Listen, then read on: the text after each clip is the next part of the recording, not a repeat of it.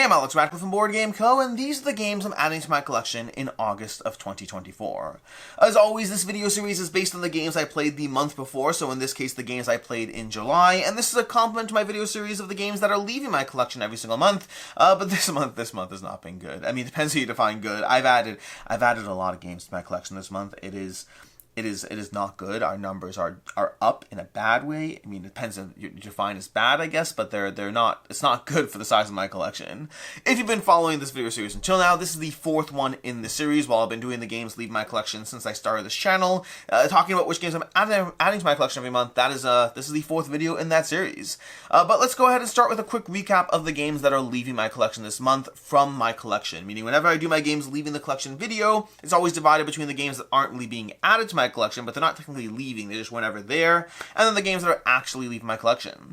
This month we had 5 games leave the collection. We had Unrest from Panasaurus, great game, check it out, it's on BGA, which makes it easy for me to get rid of it. It's a good game, they just have too many good games. Spirits of the Wild, which has been in my collection for quite some time, but eventually I just pull it off the shelf less. I've played it so many times by now. Antique Duellum, a phenomenal 2-player area control game that I'm definitely going to regret getting rid of. Deus, a game that I've gotten rid of twice now and gotten back twice, and now it's my third time getting rid of it, and I think this time it's for good. There's a lot of fun things going on in that game, but ultimately I find that I don't get consistently good experiences. I think this is the final time it's leaving. And then Illiterati by Gap Closer, which is another one I might regret. I think Illiterati is a lot of fun. I'm just constantly trying to juggle a not constantly ballooning collection, and with the 14 games I'm adding to my collection this month, it's going to be a problem. It's going to be a problem. So we had 5 games leaving. 5 games left this month, but we are adding 14. In general, these are not always games that are actually here in the moment I'm saying it. Rather, they're games that are either I've already added them, or in some cases I've played them, I plan on picking them up, but I haven't got to them yet. But either way, these are the games that I played in July, and I'm adding to my collection officially. And so we're going to start off with Tir Na Nog. Tir Na Nog from Grand Gamers Guild, and in general, by the way, I'll cover these as I go through them. Some of them I think will be here for a while, some of them I don't know, but if I like the game enough that it's being added for now, that's when it gets added, and then over time we'll see which ones stay or not. But starting off with Tir Na Nog over here, Tir Na Nog from Grand Gamers Guild. I really like the scoring puzzle of the game. I think it's really well done, very satisfying, very quick to play, quick to teach, high variability, and they already have an expansion on Kickstarter right now, or right now might be, depending when you watch this video, right now or not. But either way, Tir Na Nog has it's just it's all about trying to draft cards and place them into 3 different rows and then score based off a variety of criteria, and I find the puzzle really compelling. We have Harmonies, which I haven't actually grabbed yet, but I do plan on picking up. I've had a chance to play Harmonies several times. It's a really solid game. I really enjoy it. It's kind of like Cascadia, but different, is what it's often described as, and it very much is like Cascadia, but different. I think it's a very, very clever game as far as how you're trying to draft different tiles and then figure out how they all score together to fulfill a variety of scoring cards. It's beautifully produced, easy to teach, easy to play. If you like that kind of point scoring combinations, I think Harmonies is great. I have not reviewed it yet. I will eventually, and you already know how I feel about it.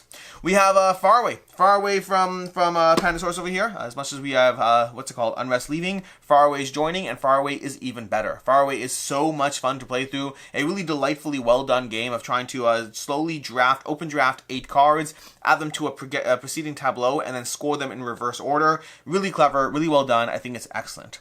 We have Comic Hunters, another one that I don't have yet, but I do plan on getting. I will say Comic Hunters is definitely in that medium category where I like it enough that I want to get it. Whether or not it stays long term, I'm not yet confident in any way, shape, or form, because I think Comic Hunters it's kind of like Splendor, but with more, I don't know if Splendor's a good example. It's set collection. You're trying to gather various comic books, you're collecting comics, but in every round you're going to go through different ways of gathering those comics as far as whether drafting or open tableau, little clever mini games. I think it's a very well done game that I'm definitely compelled enough. I've played it twice now. I'm compelled enough to get my hands in it. I don't yet know if that's going to be a long-term one or not. It might still be a little too light. The theme definitely helps, and the gameplay is good. It might be a drop too light for me. We have Blueprints of Manatee Ludwig from Bezier Games. Another one that might not be a forever game, but definitely is one for right now. I love the roll and write aspect of gathering these various tiles, and then or draft and write, whatever you want to call it. But you're as a draft, open draft and write, collect and write, whatever you want to call it. You're gathering various cards. You're drawing them into your castle. It's everything I wanted from the original Blueprints of Manatee Ludwig, original Castle of Manatee Ludwig. But this one I just think is a better experience, at least for me. We have Manatee Sanctuary, which granted is a prototype. Sometimes prototypes will enter the mix here if it's a prototype that I enjoyed enough. But Manatee Sanctuary is from, oh my gosh, I'm blanking on the name. This is not a good moment. I'm blanking on the game they made. I'm not going to spend too much time on this because I'm blanking. I feel bad. Sorry, Gray. But Manatee Sanctuary is it's a really solid, quick drafting game. Is it even drafting? Was it drafting? I think it was drafting, but I'm trying to recall. So it's not really drafting. You're gathering tiles and yes, it was. That's why I'm trying to, it felt like drafting, but not. The reason is because you have a hand of tiles, and then you do an I cut you choose by passing tiles to your left, and then getting past tiles to your right, or vice versa, depending on the round, and then choosing which ones to go ahead and gather. So there's an element of draft adjacent, but not really. But I really like it. I think it's a quick, fun game that's going to be a filler game, but with enough meat to it that check it out when it comes to crowdfunding. I think it's a really well done game. We have Umbrella by Pandasaurus. Only one play under my belt, but unless the subsequent plays really tank, I think that will absolutely be out of my collection. Umbrella, I actually have a copy coming my way right now, and I plan on reviewing that as soon as I can, but I want to get more plays in. In general, a first play, I would say most of the time, whatever I feel for the first play does hold up across multiple plays, but then again, 20% of the time it doesn't. 20% of the time I play it again, and I'm like, you know what, that was a great puzzle the first time, but it's a repetitive puzzle, and it's not overly compelling as I play it more. Or sometimes games get better, sometimes games get worse, but usually my initial impressions hold strong, but that reason I play games again is because sometimes they don't. So that is a disclaimer around Umbrella, but if Umbrella's second and third play are as good as my first, this will be one that's around for a bit. I really enjoyed the arranging of how you're trying to make everything work, while also trying to be mindful of getting subsequent arranging patterns in order. There's a little bit of a procedural aspect of how can I, in how few turns can I kind of make everything, make multiple patterns work. I thought it was really clever, and I'm looking forward to playing it again.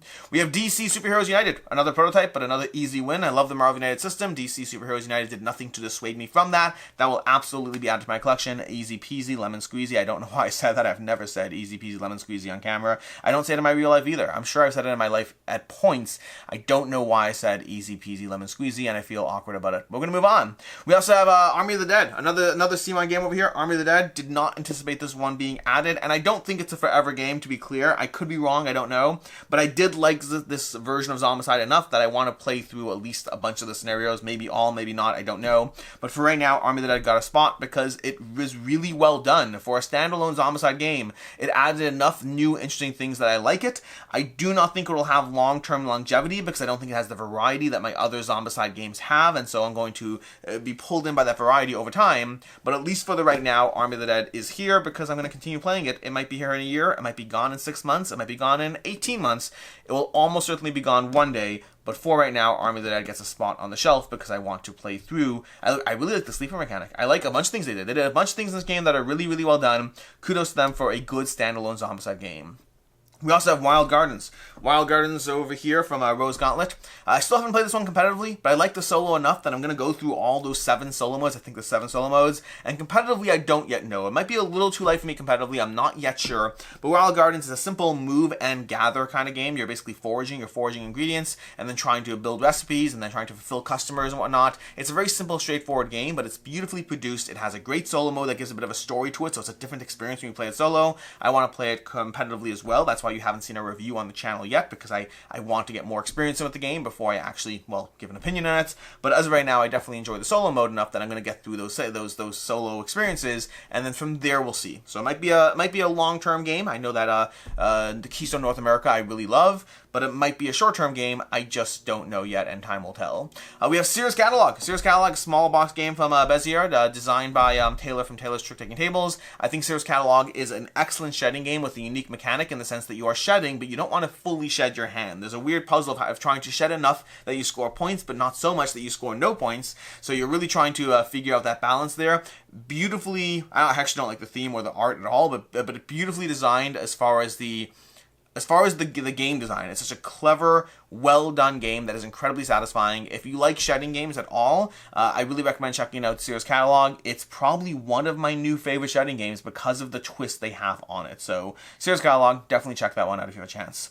We have Life of the Amazonia. Life of the Amazonia over here. That's going to be from Bad Comic Games, and I thought it was really well done. Again, not sure if it's a forever game. It has a good combination of point scoring variability combined with bag building that's going to define your actions. Overall, really enjoy it. I just don't know if it's going to be a long-term one or not. We'll find out. But I thought it was very, very well done, combining 2 different things that I've seen a lot of in a puzzle that works really well together.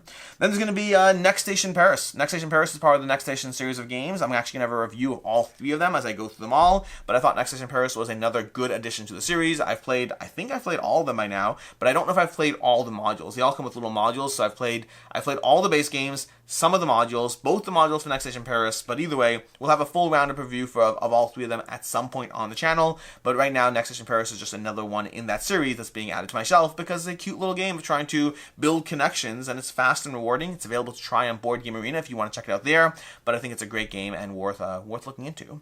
Then we have Wild Tiled West, which I think is the last one. I think we've covered all of them. Wild Tiled West is the last one. Another one that I have not yet technically gone out and bought, but I do plan on doing so at some point.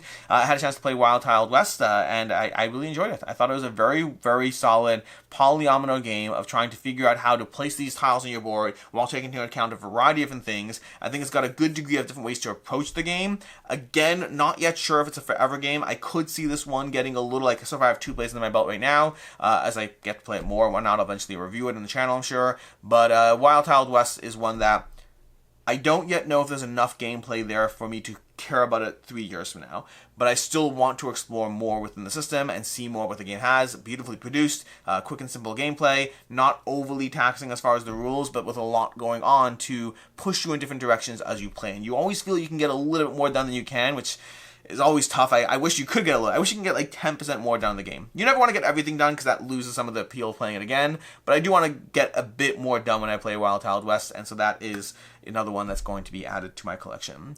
Which means we have 14 games being added, and we have 5 that left this month, which means we are up 9 games this month, which is not great because previously, until now, across the past, just for clarity, the past 3 months combined have only brought me to +6. This month added an additional +9, which means in the 4 months we've been doing this series, my game collection has increased by 15 titles, which is not the worst, but if that average keeps up, that means you're increasing your collection, or I'm increasing my collection, by 45 games a year, and that is too many.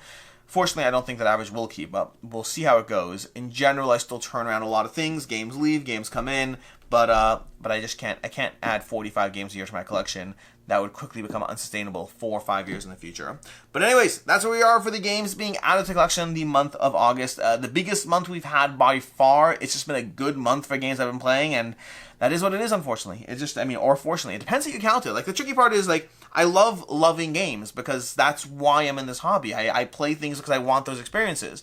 And finding a game you love is a good thing because it means you spend time on something that was enjoyable enough. Like, when I play Faraway, I spent tons of time. I played this game so many times, it's ridiculous. But I play Faraway, and I'm like, another great game that I get to add to my collection. Time worth spending on this as opposed to a game that I just like play and then like, whatever, I move on from. So that's a good thing in theory, but then the problem is it means all the other games on your shelf are looking at you with guilt-ridden eyes because you're already not playing enough of your games as it is, and so it's just one more thing to do. It's both a good thing and a bad thing when you love a game. It's both a good thing and a bad thing when you decide a game is not a game you need to own. It is a hobby full of various things pulling us in different directions, and I'm here for it. I'm here for it. In any case, until next time, I'm Alex Radical from Board Game Co. I hope you enjoyed this video series, and as always, I hope you have a good one.